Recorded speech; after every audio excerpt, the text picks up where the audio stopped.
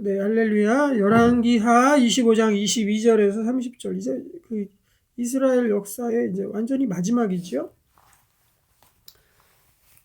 사실 올해 한 해 25년도 올 한 해 성경 읽기표 일정을 보면요. 구약이 여기까지로 끝이 납니다.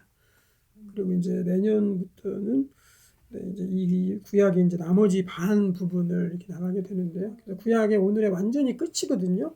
이 끝나는 요 장면이 사실상 이 기록된 왕의 마지막이었습니다. 왕의 계보가 사울 왕으로부터 시작된 그 왕의 계보의 마지막, 이제 멸망이 된 거죠. 그래서 시드기야 왕이 멸망이 되고 그 남은 후반부의 에피소드 마지막 이야기가 여기에 딱 담겨 있거든요. 여기에 아주 놀라운 하나님의 은혜와 하나님의 불은 꺼지지 않았다는 하나님의 메시지가 이 가운데에 들어 있습니다. 그 음성을 하나님 들으면서 우리가 이 땅에서 어떻게 살 것인가를 좀 봤으면 좋겠어요. 여기 하나님께서 정말 하나님의 우리의 이 땅에서의 삶이 어때야 된다, 우리 삶이 어떠해야 된다라는 그 메시지가 명확히 들어있거든요. 그러니까 우리의 모든 회복이 여기에 담겨 있습니다. 이스라엘이 망했어요. 유다가 망했어요. 그럼 이제 남은 건 뭐예요? 회복이잖아요. 회복. 그렇죠. 완전히 하나님께서 세우신 선민, 하나님 성민, 하나님의 성민, 하나님께서 세우신 이 민족, 이스라엘, 유다, 이 민족이 완전히 망했어요. 이거보다 한 100 몇십 년 전에 이스라엘은 이미 아수르에 망했어요. 유다 하나 들고서 이제 가고 있는데 바벨론에 의해서 유다도 망했어요. 그러면은 둘 다 끝난 거 아닙니까? 그럼 그 다음에 남은 건 뭐죠? 회복. 이게 하나님의 첫째 원리죠. 하나님께서 세우신 약속의 백성인데도 다 망했어.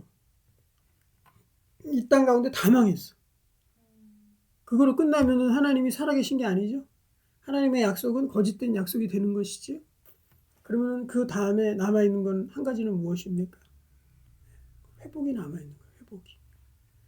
그래서 하나님의 이 우리를 인도하시는 이 방법은요, 항상 그냥 망하는 것으로 끝나지 않고 또 그냥 내가 다 쫄딱 망하고 엎드려지고 관계 다 깨지고 다 부서지고 한 상태로 그렇게 거기서 끝나지 않는단 말이에요. 항상 뭐가 있다 뒤에? 회복이 있다. 회복이 있다. 결국 이스라엘 백성들이 이렇게 망했던 그 원인은 어디 있습니까? 그것이 열왕기 하에 나오는 논평이라 그랬죠. 논평.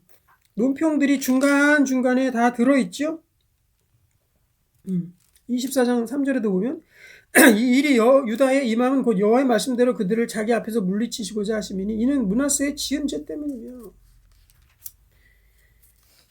이 하나님의 백성들이 왜 망할 수밖에 없었나, 거기에 대한 논평들이 계속 이 이스라엘 이 열왕기사 말씀 가운데서 계속적으로 있게 됩니다. 그래서 우리 한 장을 다 아래에서 하나님의 백성들이 망할 수밖에 없었다라는 그런 논평들이 줄줄이 이 열왕기 하의 말씀 가운데 계속적으로 나오게 되잖아요.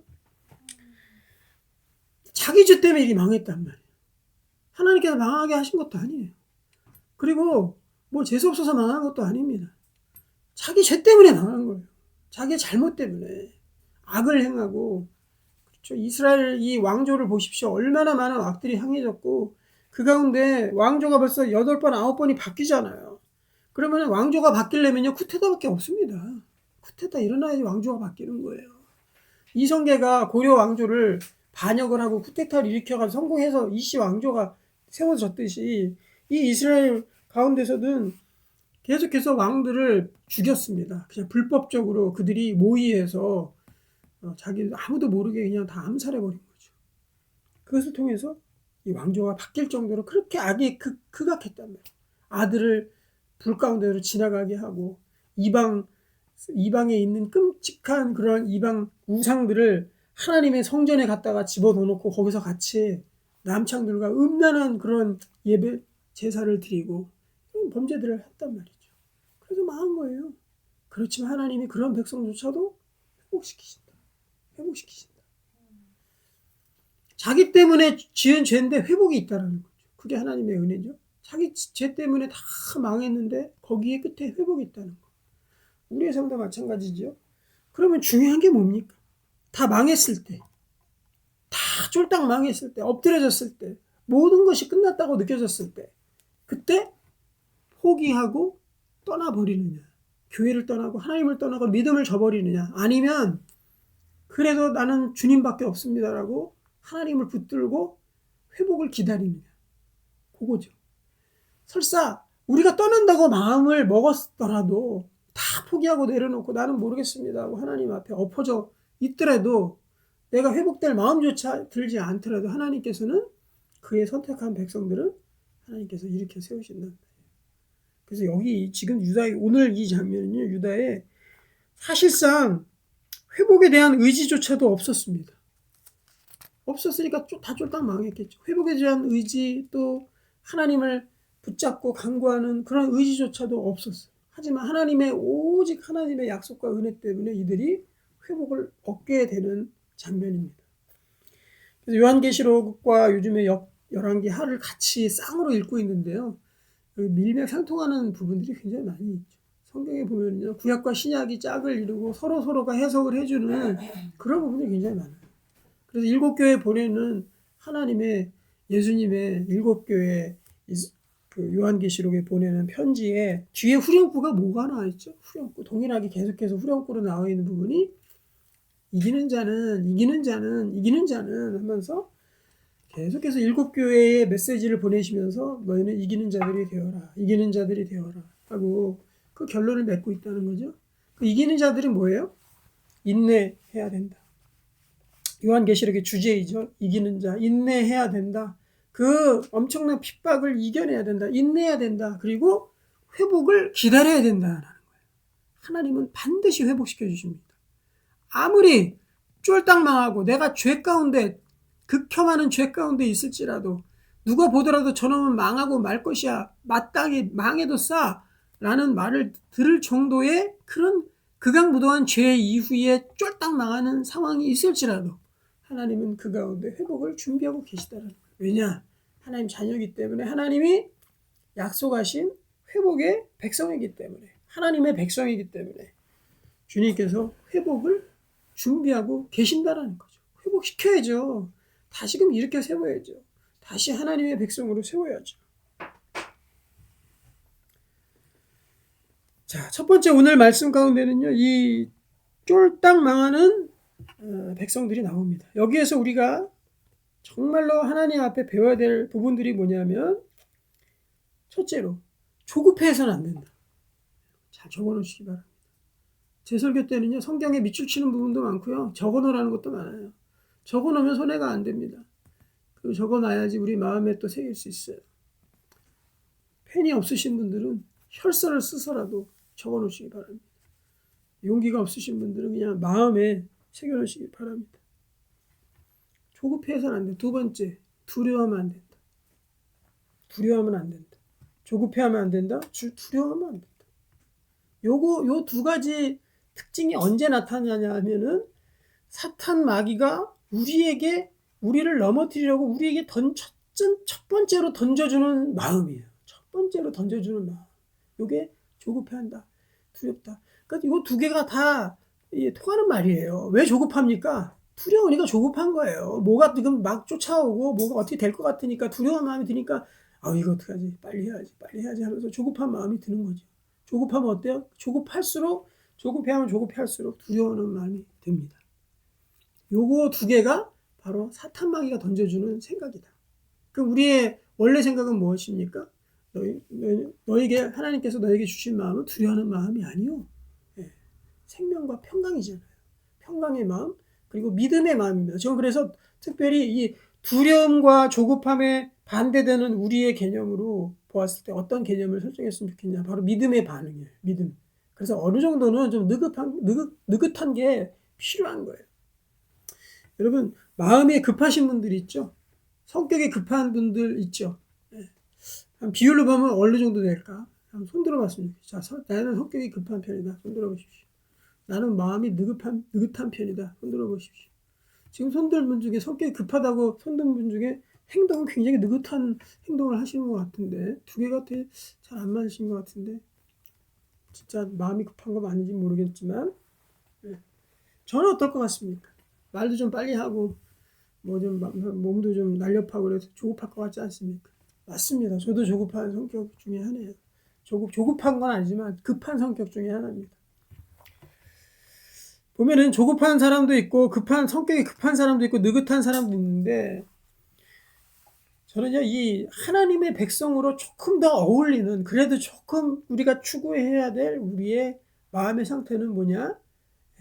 성격이 급한 것보다는 조금 그래도 느긋한 마음을 가지려고 하는 것이 맞다. 이 느긋한 마음은 게으름과 우리가 잘 구별해 할 줄 알아야 됩니다. 게으른 마음은 절대 아니에요. 하지만 우리가 조급한 마음이 들 때, 두려워하거나 조급한 마음이 들 때 어떻게 해야 된다? 그거를 내려놓고 좀 기다려보자. 조금 더 믿음 안에서 내가 느긋한 마음을 가질 수 있도록 해보자 하고 우리들이 그렇게 마음을 노력하는 그런 노력들이 우리 가운데 좀 있어야 돼요. 조급해한다고 막 미리 다 해놓고 막 이리 뛰고 저리 뛰고 그렇게 하는 것이 아니라 좀 급한 마음이 들더라도 그거 하나 내려놓는 거죠. 하나 내려놓고 하나님 앞에서 한 걸음 뒤로 물러선 상태에서 이제 하나님께서 어떻게 역사하실까 믿음으로 좀 반응하고 기다릴 줄 알아야 된다는 거예요. 이 조급해하는 마지막 열왕기하 최마지막에 남은 자들이 있어요. 그 남은 자들이 이 조급한 마음으로 어떻게 되는지 한번 봅시다. 자, 22장 이제 다 끌려갔습니다. 이 열왕기하 25장에 보면은 이제 다 끌려가고 시드기야 왕 아들들이 눈앞에서 다 죽고 노사슬 쇠사슬로 바벨론으로 다 끌려갔어요. 25장 7절에 보면 그들이 시드기야의 아들들을 그의 눈앞에서 죽이고 아들이 죽는 모습을 봤습니다. 아들이 죽는 눈을 그걸 빼야 되겠죠? 시드기야의 두 눈을 빼고 노사슬로 그를 결박하여 바벨론으로 끌고 갔다. 그리고 9절에도 보면요. 왕궁을 불살르고 예루살렘 모든 집 귀인의 집까지 불살르고 10절에 예루살렘 주의 성벽을 다 헐었어요. 쫄딱 망했습니다. 하나님께 범죄하고 나서 쫄딱 망했습니다. 요시야 왕이 그렇게 세우려고 마지막 역전을 하려고 노력했지만 그것도 한때로 끝나고 그 뒤에 연이은 3연타 이 3연속 왕들이 범죄함으로 말미암아서 결국에는 다 망하고 쫄딱 망하고 다 죽고 다 끌려가고 다 무너지고 불살름 당하고 성벽까지 헐림을 당했다라는 거죠. 그리고 이제 다 끌려갔습니다. 백성들까지 조금 괜찮은 사람들 싹 다 끌려갔습니다. 11절 보겠습니다. 성중에 남아있는 백성과 바벨론의 왕에게 항복한 자들 무리 중에 남은 자는 시위대장 느부갓네살이 모두 사로잡아가고 남겨진 사람들이 있었거든요. 근데 걔네들은 별 볼 일 없는 사람들이었어요. 12절 비천한 자를 남겨두어 포도원을 다스리는 자와 농부가 되게 하였더라. 그 남은 자들이 조금 있었거든요. 그래서 거기를 이제 남은 유다 지방을 관할하기 위해서 한 사람을 세우는데요. 그 사람이 누구냐면 23절 마지막에 보면 그달리아라는 사람이 있습니다. 이 그달리아라는 그 사람을 하나님께서 사반의 손자 아히감의 아들 그달리아 이 사람을 이제 남은 자들을 잘 다스리고 유다 지역을 다스리고 관할할 수 있도록 관할장으로 세웁니다. 그달리아라는 사람을 세워요. 그래서 그달리아가 했던 이 메시지가 중요합니다. 이 메시지가 오늘의 핵심 메시지 24절을 보면은 그달리아가 그들과 그를 따르는 군사들에게 맹세하여 이르되 너희는 같이 읽겠습니다. 시작. 갈대아인을 섬기기를 두려워하지 말고 이 땅에 살며 바벨론 왕을 섬기라. 그리하면 너희가 평안하리라 하니라.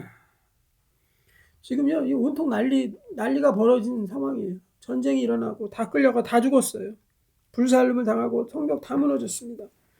그 상황에서 그달리아가 했던 메시지는 뭐냐면 갈대인을 섬기라는 거예요. 걔들이 와서 갈대인은 이게 바벨론 사람들을 갈대아인이라고 갈대아 지역이기 때문에 지역 이름을 따서 갈대아인을 붙이는 거예요. 바벨론 왕이 쳐들어와가지고 다 죽였어요. 그 사람들을 섬기고서 살라는 거예요. 그 사람들한테 침범을 당했으면 이미 이렇게 됐잖아요. 어떻게 할 수가 없잖아요. 그러면 그 상태대로 그 승복하고 그냥 거기에서 있으라는 거죠. 그 상황 가운데서 있으라는 거예요. 만약에 우리가 힘든 일, 어려운 일, 심각한 상황이 닥쳐서 이제 막을 힘이 없어. 더 이상. 어떻게 할 수가 없어.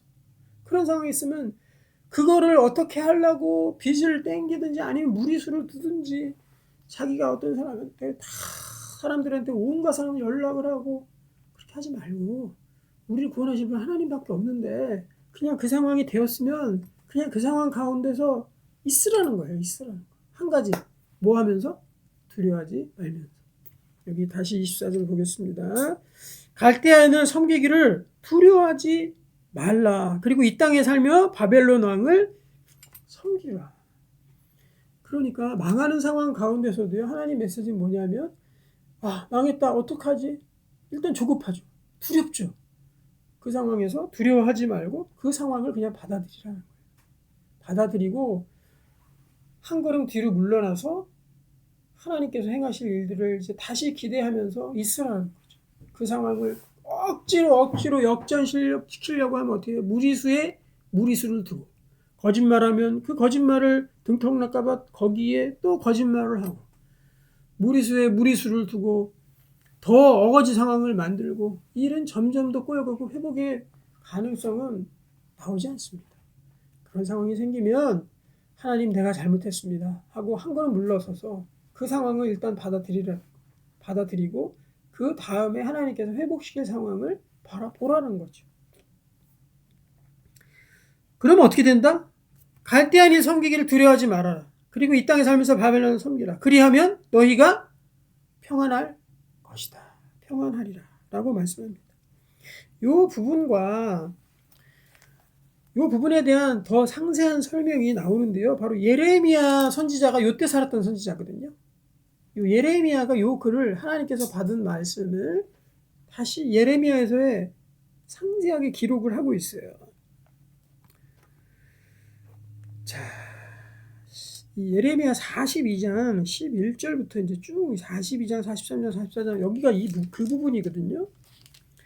예레미야 42장 11절에 보면은 여호와의 말씀이니라 너희가 두렵죠. 사실은 바벨론 왕이 안 두렵습니까? 다 죽였는데 바벨론 왕을 겁내지 말아라. 그리고 제가 처음에 말씀드렸던 첫 번째 조급해하지 마라. 두 번째 두려워하지 마라. 하나님께서 명령하는 명령입니다. 이건 우리 선택의 여지가 아니고 내 마음 상태가 아니에요. 이게 명령이에요. 명령. 바벨론 왕을 겁내지 말아라. 왜냐하면 하나님 관하라에 하나님 손안에 있기 때문에 내가 너희와 함께 있어 너희를 구원하며 그의 손에서 너희를 건지리니 두려워하지 말라. 예레미야 선지자를 통해서 말씀을 한 거예요. 아마도 예레미야 선지자 이 그달리아가 하나님 말씀을 듣고선 이 말을 백성들에게 선포를 한 거죠.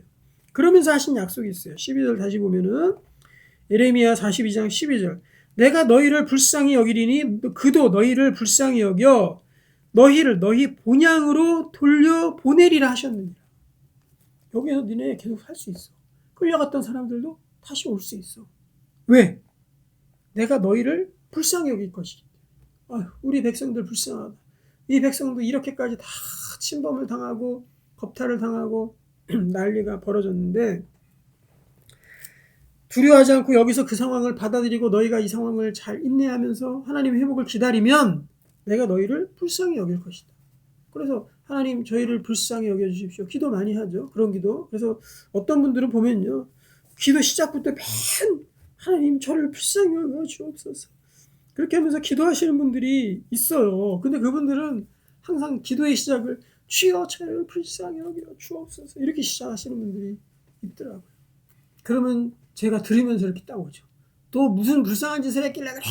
이러면서 그런 마음을 품을 때도 있었지만 참 불쌍히 여겨달라는 이 기도는요. 참 좋은 기도입니다. 하나님 또 나를 위해서도 불쌍히 여겨달라 기도하지만 내가 중보기도하는 사람들을 위해서도 불쌍히 여겨달라는 기도를 할 수 있죠. 하나님의 긍휼을 구하고 회복을 구하는 기도가 불쌍히 여겨달라는 기도예요. 그래서 하나님 나를 불쌍히 여겨주십시오 하고 기도하는 것은 뭐다? 하나님 나를 회복시켜 주십시오. 이 상황에서 내가 왜 불쌍해요? 회복할 길이 없거든. 하나님 아니면은 이제 나는 회복의 소망의 여지가 없거든요. 그러니까 불쌍한 거죠. 불쌍해라. 불쌍해가지고 지금 이 자리에 오신 겁니까? 지금? 제가 봐도 불쌍한. 하지만 이 불쌍하다는 표현 자체가 나는 이제 하나님 외에는 이 회복할 기미가 없습니다. 더 이상 다른 모든 수단 다 써봤지만, 모든 수를 써봤지만 이제 회복시키실 분은 하나님밖에 없습니다. 하나님만 남았어요. 다른 거 다 써봤는데 모든 카드는 다 없었어요. 이제 하나님 한 분만 남았어요. 라는 고백이 하나님 저를 불쌍히 여겨주십시오. 긍휼히 여겨주십시오라는 기도입니다. 그래서 하나님 저를 불쌍히 여겨주십시오 라는 기도를 하게 되면요, 그분은 반드시 회복이 옵니다. 하나님 회복이 온다는 거예요. 왜? 12절 다시 보겠습니다. 내가 너희를 불쌍히 여기면 어떻게 된다? 그도 너희를 불쌍히 여겨. 그는 여기서 누구예요? 똑똑해요. 할대아 사람, 바벨론 애들이 쟤네들 왜 이렇게 불쌍하냐고 다시 돌려보낸다라는 거죠. 그러면 실제로 70년이 지난 이후에 그 왕의 침령을 통해서 이스라엘 백성들이 그냥 본국으로 가게 되잖아요. 그 말이 실현이 된 거죠. 그 왕이 왜 이스라엘 백성들을 본국으로 돌려보냈겠어요? 다른 것도 없어요. 이스라엘 백성은 데모한 것도 아닙니다. 피켓 시위한 것도 아니에요. 그냥 왕의 마음이 불쌍하게 여겨져가지고 하나님 그렇게 만드셔가지고 가게 됐다라는 거죠. 본향으로 돌려보내는 그러한 일들이 그렇게 있게 되는 거죠. 어떤 분은요, 이 불쌍히 여겨달라는 이 기도를 하나님의 또 길을 여는, 또 우리의 막힌 길을 여는 마스터키다, 이렇게 이제 표현하시는 분도 있어요. 어떤 목사님 그렇게 표현해요. 참 좋은 표현이라고 생각합니다. 여러분들 번호키 누르면 누를 그 번호가 딱 있죠. 그 번호 아니면 안 열립니다. 어떤 거 다른 거 아무리 눌러도 안 열립니다. 그 번호만 열 수 있어요. 그 번호가 뭐다? 하나님 저를 불쌍히 여겨주십시오 라는 기도가 그 번호키를 여는 그 번호라는 거예요. 그 어떤 상황에서도 열립니다. 그 어떤 상황에서도 회복시킬 그 기도가 하나님 나를 불쌍히 여겨주십시오. 그래서 결국에 나를 불쌍히 해달라는 기도는 어떤 기도냐? 하나님 항복합니다. 우리 누구죠? 브라이언 반 목사님, 하나님 항복합니다. 맨날 이렇게 하면서 이제 기도하시던데, 그게 그거죠. 하나님밖에 없습니다. 하나님 항복합니다. 하나님 두 손 두 발 들은 거예요. 이게 불쌍히 해달라는 기도죠. 그럼 본향으로 돌아오리라고 하나님께서 말씀하셨어요. 근데 13절 보겠습니다. 예레미야 42장 13절 계속 보면은, 그러나 만일 너희가 너희 하나님 여호와의 말씀을 복종하지 아니하고 말하기를 우리는 이 땅에 살지 아니하리라. 여기 다 폐허가 됐습니다. 여기 다 망했어요. 딴 데 갈래요. 또 너희가 말하기를 아니라 우리는 전쟁도 보이지 아니하며 나팔 소리도 들리지 아니하며 양식의 궁핍도 당하지 아니하는 어디로 간다? 애굽 땅으로 들어가 살리라 하면 어떻게 된다? 잘못된다. 잘못되리라. 그때 당시 애굽 땅은 괜찮았거든요. 그리고 애굽도 어느 정도의 나라로 구축이 돼 있었거든요. 그러면 여기서 도망가서 우리 애굽으로 가서 피하자. 그것이 뭡니까? 하나님 앞에 항복하지 않는 거. 하나님 저는 아직 안 불쌍해요 하고 애굽으로 달려가는 거예요. 그럼 어떻게 된다? 잘못되리라. 애굽에 대한 날 계속 봅시다. 15절. 너희가 유다의 남은 자여 이제 여호와의 말씀 들으라. 만군의 여호와 이스라엘 하나님께서 이와 같이 말씀하시되 너희가 만일 애굽으로 들어가서 거기에 살기로 고집하면 나오죠. 거기도 좀 써놓으세요. 줄거놓으세요. 고집하면 너희가 두려워하는 칼이 애굽 땅으로 따라간대. 애굽가 따라간대. 너희가 미칠 것이요 너희가 기근하는 기근이 애굽으로 급히 기근도 따라간대. 기근도. 칼도 따라가고 기근도 따라가고. 너에게 이 말이 너희가 거기서 죽을 것이라. 무릇 애굽으로 들어가서 거기에 머물러 살기로 고집하며 또 고집. 모든 사람이 이와 같이 되리니 칼, 기근, 전염병 죽을 것인즉 내가 그들에게 내리는 재난을 벗어나서 남을 자가 없을. 다 왜? 이 땅은 하나님께서 명령하신 이 터전과 땅은요 대체제가 없습니다. 반드시 여기에서 승부를 봐야 돼요. 자꾸 이것이 아닌 개벼 해가지고 다른 곳 가고 저긴 개벼 다른 곳 가고 거기 가서도 그것이 아닌 개벼고 또 다른 곳으로 가고 하나님께서 딱 정해놓으신 땅이 있잖아요. 약속하신 땅. 하나님께서 젖과 꿀이 흐르는 가나안 땅인 그 이스라엘 백성의 그 땅 하나님이 2000년 전부터 그때 당시에부터 2000년 전부터 약속하신 모세로부터 약속하신 젖과 꿀이 흐르는 그 땅. 그 땅이 하나님께서 약속하신 땅이잖아요. 그럼 여기가 다 쫄딱 망했다고 다른 데로 가보자. 다른 대체제로 한번 가보자. 애굽으로 가야 되나? 그게 아니라는 거죠. 그 땅에서 해결해야 된다. 거기서 해결을 받아야 된다. 하나님 일단 약속하신 거를 딱 정하시면 그 땅에서 해결을 봐야 된다라는 거죠. 하나님께서 때로는 우리에게 확신으로 이것이 확신이구나 하고 주실 때가 있어요. 딱 여기구나 하고 주실 때가 있거든요. 그런데 그것을 그 곳으로 딱 정해서 진행하다 보면요. 그 근본 자체가 흔들리게 하나님께서 흔들릴 정도의 일들과 유혹들이 우리에게 다가올 때가 있어요. 그럼 거기가 맞는 거죠. 우리가 성경 구할 때도 어땠습니까? 성경 구할 때. 하나님께 저는 이 첫 헌금이 들어올 때 거기구나 알았거든요. 사실은. 근데 중간에 다른 데서 청빙이 들어오고 그리고 다른 좋은 거기보다 더 넓고 좋은 곳이 보이고 막 마음이 흔들리고 막 이랬었죠. 결국엔 하나님께서 그 땅으로 이끌어 가신다. 그 땅이 정답이다. 그 땅으로 하나님께서 이끌어 주신다. 하는 그 땅에서 승부를 봐야 되는 거죠. 그리고 이제 뭐 교단을 옮기는 문제는 모르겠습니다. 근데 저는 그런 생각 들더라고요. 교단 옮기는 문제도 만약에 교단이 다른 곳에 내가 청빙이 들어와서 걸로 가야 되나? 그러면 하나님께서 나를 애초에 이 신학교로 보내고 이 교단으로 보낸 건 뭔가? 이런 생각도 들더라고요. 모르겠습니다. 때에 따라서 하나님께서 위급한 상황 가운데 다른 교단에 있는 목사님을 그 교단으로 그 위기를 극복하시기 위해서 보내실 수 있죠. 그러니까 교단을 옮기는 것 자체가 하나님 뜻이다라고 할 수는 없는 거죠. 하지만 첫 스타트잖아요. 그렇죠? 첫 스타트인데 그런 생각도 들긴 했습니다. 하나님, 그러면 저를 왜 그 신학교에 보내가지고 그 신학에서 그 교단 신학을 하게 하셨나요? 이런 생각도 들더라고요. 어떻게 됐든 굶어 죽더라도 하나님이 정하신 이 땅 여기서 해결 봐야죠. 여기서 승부를 봐야 되는 거 아닙니까? 그러니까 하나님께서 애초에 인도하신 길이 있다면 그 인도하신 그곳에서 승부를 보시기 바랍니다. 아예 판을 뒤집어 엎지 말라라는 거예요. 내가 하나님께서 여기 와가지고 우리 자녀들, 우리 땅의 터전, 또 우리의 사업장, 아니 우리 가족들 이런 거 하나님 다 인도하셨는데 이거 다 뒤집어 엎어버리고 다른 데 가서 다른 상 차리고 다른 판 벌리고 그거 아니라는 거죠. 여기에서 패배해가지고 완전히 이거 뒤집어 엎고 그렇게 되는 경우도 있겠죠. 이미 그걸로 가버렸으면 거기서 또 하나님 회복시키십니다. 하지만 아직도 이 땅 가운데 남아있다면 내가 판 벌린 그 가운데 남아있다면 거기에서 승부를 봐야 돼. 거기서 승부 봐라. 애굽으로 가지 말아라. 유다 땅이 하나님께서 원래 정하신 땅이면 거기서 승부 보라. 가정도 마찬가지입니다. 가정에서 세 판짜를 생각하지 마시고요. 세 판짜라고 가정을 세 판짜라고 하시고 마음 먹은 분들도 계세요. 저도 그러고 그런 생각을 했던 적이 있습니다. 너무 힘들고 어려우니까. 그래서 가정을 자꾸 세 판짜라고 하지 마십시오.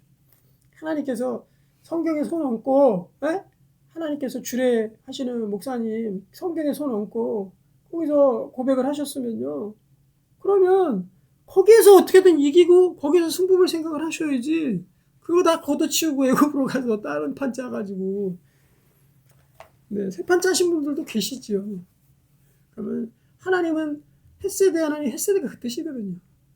하나님의 은혜를 저버리고 다른 데 가도 거기에서도 하나님 자비를 베푸셔. 그게 헷세대. 하지만 아직 세 판 짜기 전이라 그러면 이 땅에서 승부를 보시기를 바랍니다. 애굽으로 가면 다 죽습니다. 근데 남은 자들이 어떻게 됐나 봅시다. 궁금하죠?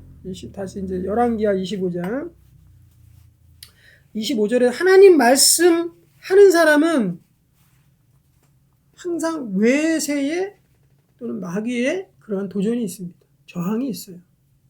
이 그달리아라는 사람을 죽이죠. 7월에 왕족 엘리사마의 손자 느다니의 아들 이스마엘이 부하 10명을 거느리고 와서 그달리아를 쳐서 죽이고 그와 함께 미스바에 있는 유다 사람 갈대아니까 다 죽여버렸어요. 하나님 말하고 그리고 저들이 하나님의 얘기들을 하니까 살 수 있는 방법을 얘기하니까 가가지고 죽여버린 거예요. 거기 있는 적들이. 외적들이 와가지고 다 죽여버린 겁니다. 지도자 자체를 죽인 거예요. 그러니까 26절의 반응이 드디어 일어납니다. 드디어 애굽으로 도망갑니다. 26절 읽겠습니다. 노소를 막론하고 백성과 군대 장관들이 다 일어나서 애굽으로 갔으니 이는 갈대아 사람을 두려워합니다. 여기 뭐라 그래 됐어요? 24절은 뭐라고 돼 있어요? 갈대아인이 섬기기를 두려워하지 말고, 하나님 말씀이잖아요. 갈대아인이 섬기는 것을 두려워하지 말고. 그런데 여기 26절 어떻게 됐습니까?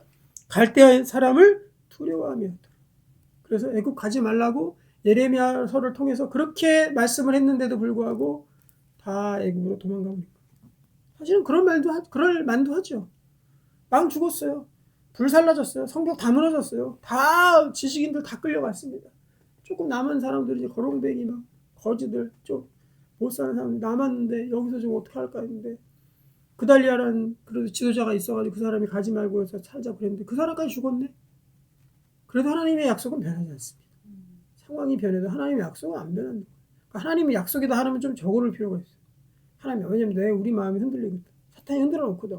그러니까 하나님 약속이다, 하나님의 응답이다 생각하면은 거기다 딱 적어놓고 이건 내가 불변한다고 딱 잡을 필요가 있는 거죠. 메모를 해야 돼. 해놔야 되는 거죠. 갈대 사람을 두려워함이었더라.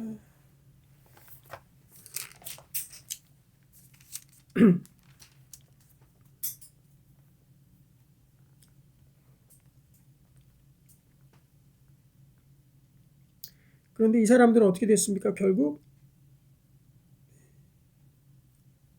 예레미야 44장 30절 제가 읽겠습니다. 보라, 내가 유다의 시드기야 왕일 그의 원수의 손에 생명을 찾은 바벨론의 느부갓네살 왕의 손이 넘긴 것 같이 애굽의 바로의 호브라 왕을 그 원수들 곧 그 생명을 찾는 자들의 손에 넘겨주리라 여호와께서 이와 같이 말씀하셨느니라. 결국에 다른 데 가서 다른 판 꾸리니 거기서도 그 왕들이 가만두지 않습니다. 예. 그 사람들이 어서 오십시오 하고 받아줄 것 같습니까? 그렇지 않아요. 요즘에 쿠팡 사태 때문에 요즘에 난리인데 쿠팡에서 막 이렇게 반응하는 거 보면은 참 싫죠. 와가지고 좀 잘하고 이렇게 하지. 대기업. 그래서 이제 쿠팡을 막 해지하고 떠나서 G마켓으로 갑니다. 네이버로 갑니다. 막 이러죠. 근데 저는요, 그런 생각이 들어요. G마켓, 네이버, 11번가, 옥션, 이렇게 이제 그 오픈마켓들이 있잖아요. 그럼 쿠팡은 나쁜 놈들이고 다른 데 가면은 거긴 괜찮을까요? 전 다 똑같다고 생각해요. 중요한 거는 소비자가 그렇게 안 되게끔 깨어있고 또 우리나라의 이 시장 상권이 잘 형성이 되도록 믿는 자들이 기도해야 되는 거예요. 그런 일들이 생기지 아니하도록. 그리고 그런 일이 생기더라도 우리 믿는 자들이 정말 나라 민족을 위해서 우리의 경제를 위해서 기도해야 되는 거죠. 여기서 쿠팡에서 이런다. 그럼 네이버 가면 그 사람들은 어서 오십시오 하고 처음에는 어서 오십시오 하죠. 마켓컬리 이런. 그런데 똑같이 또 이 비대해지고 독점 가운데 있으면요, 사람은 다 똑같아요. 사람은 그거 해결되지 않습니다. 애굽으로 가서 다 망했습니다. 이 사람들, 그럼 우리는 어떻게 해야 되겠습니까? 이 땅, 하나님 약속하신 땅에서 끝까지 붙들고 하나님 회복을 기대하면서 끝까지 싸우면서 기도하면서 불쌍히 여겨달라고 기도하면서 회복을 기도하면서 여기에서 승부를 봐야 되는 것입니다. 다른 데 가서 다른 거 구하지 마시기를 바랍니다. 하나님께서 반드시 회복시킵니다. 27절부터 30절까지는 하나님께서 회복시키는 장면이에요. 이거는 성경에서 쫄딱망한 백성들이 어떻게 되는지 하나님의 은혜와 긍휼을 보여주시는 장면입니다. 27절, 유다의 왕 여호야긴이 사로잡혀 간지 몇 년 됐어요? 37년. 곧 바벨론 왕 에월므로닥이 즉위한 원년 12월 그달 17일에 아주 성경은 자세하게 그날이 언젠지를 정확히 기록하고 있습니다. 연대기적으로 봐도 그날은 그 연수와 그날 그 연수를 정확히 측정할 정도로 성경에서 기록을 하고 있어요. 왜? 너무나도 하나님의 은혜가, 이 회복의 은혜가 드러나는 날이었기 때문에. 그날이 언제? 37년. 여호야긴이 사로잡혀 간지 37년. 에월므로닥이 즉위한 지 원년 12월 27일. 12월 27일. 그때 유다 왕 여호야킨이 옥에서 내놓아 그 머리를 들게 했다. 여호야킨 얼마나 힘들었을까. 포로 끌려가가지고 감옥에서 그 30몇 년의 시간을 거기서 옥에서 보낸 거예요. 얼마나 힘들었겠어요. 그러면서 자기가 왕족이야, 왕이야, 마지막 왕이었어요. 시드기야는 자기 숙부고 실제적으로는 마지막 왕이었습니다. 그러니 왕족으로 태어나고 자랐는데 옥에서 그렇게 있으니 얼마나 힘든 시간들을 지냈겠습니까? 그런데 여호야킨이 옥에서 내놓아서 머리를 들겠다. 옥에서 이제 석방되는 그 시간이 온 거죠. 그 시간이 얼마나 귀했던지 정확히 성경에서는 사로잡혀간 지 37년 에월므로닥 원년에 여호야킨이 석방이 되었다. 아마도 에월므로닥이라는 그 왕은 즉위한 지 원년이라 그랬거든요. 그러니까 왕이 딱 바뀌니까 석방이 된 거거든요. 그래서 하나님께서 이 왕을 주님께서 또 그 마음 가운데 부어주셨다고 생각합니다. 뜻을. 야, 여기는 내 백성이다. 건들지 말아라. 저를 석방시켜라 하고 하나님께서 하나님의 그 권리를, 직권적인 직권을 사용하셔서 이렇게 회복을 시키신 거죠. 그럼 예레미야 42장 12절을 다시 돌아가 보면요. 내가 너희를 불쌍히 여기리니 그도 너희를 불쌍히 여겨 너희 본향으로 돌려보내리라 이렇게 되어 있거든요. 그러면 하나님께서 너희를 여호야킨 왕을 불쌍히 여겼죠. 그러면 그도 너희를 불쌍히 여기 그가 누구예요? 이게 에월므로닥이 될 수가 있는 거예요. 에월므로닥 왕이 불쌍히 여긴 거예요. 저 유다의 왕이었는데 하나님께서 감동을 준 겁니다. 그 왕한테. 아무 상관도 없는 바벨론의 한 왕에 불과한 사람도 하나님께서 그 마음을 딱 주시면요. 그 왕도 마음을 바꾸는 거예요. 여호야킨 왕, 마지막 왕이 나와서 석방돼서 아주 극진한 대접을 받습니다. 그냥 옥에서만 나온 게 아닙니다. 그에게 좋게 말하고 그 지위를 바벨론이 그와 함께 있는 모든 왕의 지위보다 높였대요. 그를. 이거는 정말 우리가 상식적으로 또 이성적으로 이해되지 않는 일입니다. 한 나라의 속국에 와가지고 그냥 포로돼서 와서 그 왕은 사실 죽여야 마땅해요. 포로로 끌려가는 것도 문제입니다. 왜냐하면 왕은 일단 죽입니다. 어떤 전쟁이 있게 되면요, 그 왕을 사로잡으면 그 왕은 죽입니다. 왜냐하면 왕을 살려두면은 다시 그 세력들이 반란을 일으킬 수도 있고 나중에 후환이 생길 수도 있기 때문에 왕은 반드시 먼저 죽여야 돼요. 그리고 왕을 죽이면 그 전쟁은 승리하는 거예요. 근데 왕을 사로잡혀서 끌고 갔습니다. 그럼 여호야킨도 저는 그렇게 생각해요. 성경에 나오지는 않지만 여기 보면은 갈대아인 섬기기를 두려워하지 말라. 바벨론 왕을 섬기라. 그리고 예레미야에서도 보면은 계속해서 바벨론에 항복하라 그러거든요. 항복해라. 항복하면 살려준다. 하나님께서 너희는 바벨론에 항복하면 살려준다. 항복하면 살려준다. 계속해서 반복해서 말씀하거든요. 예레미야서에서. 근데 나머지는 다 저항했어요. 시드기야도 저항하고 다 저항했습니다. 그리고 시드기야 왕은 저항하니까 어떻게 돼요? 시드기야 왕에게도 예레미야가 계속해서 항복하라 그래요. 항복해라. 그거는 시드기야 바벨론에 항복하라는 게 아니라 하나님께 항복하라는 얘기거든. 근데 그거 안 하고 저항하다가 자기도 죽고 자기 눈앞에서 아들도 죽고 자기 눈이 빼가지고 끌려가다 죽고 다 그렇게 되지 않습니까?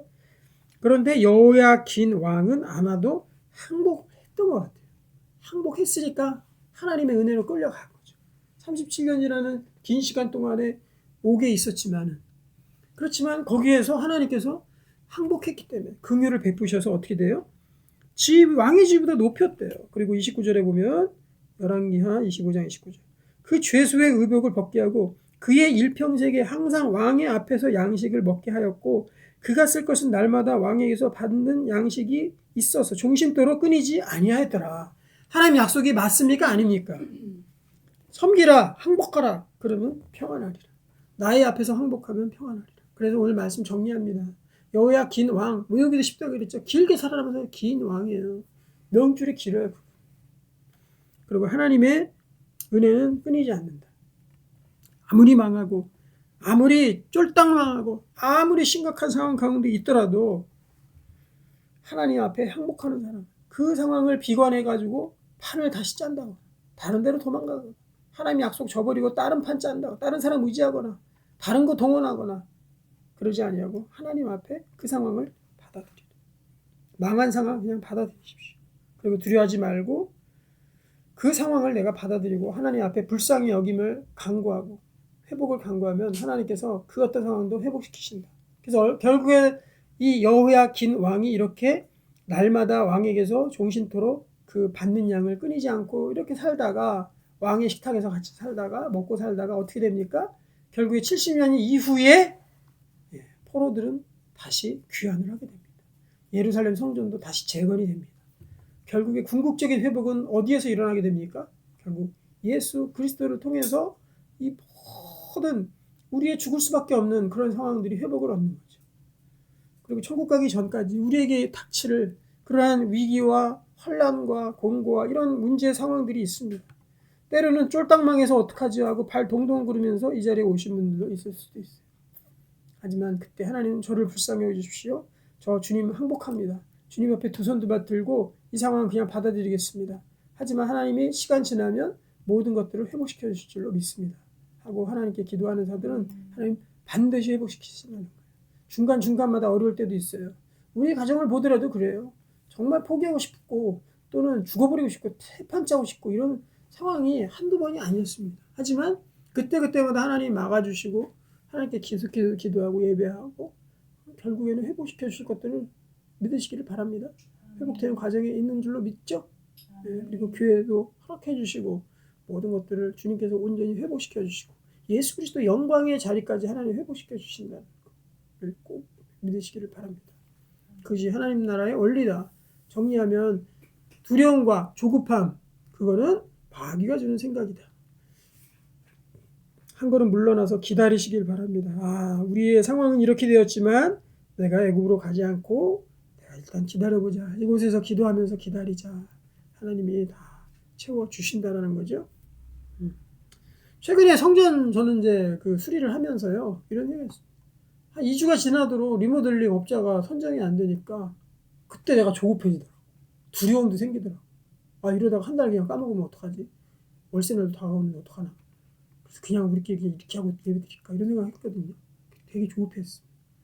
그래서 뭐가 안 풀리고 조급한 상황이 오면 하나님이 더 뒤에 뭐가 있구나 생각하면 돼요. 그럼 거의 틀리지 않습니다.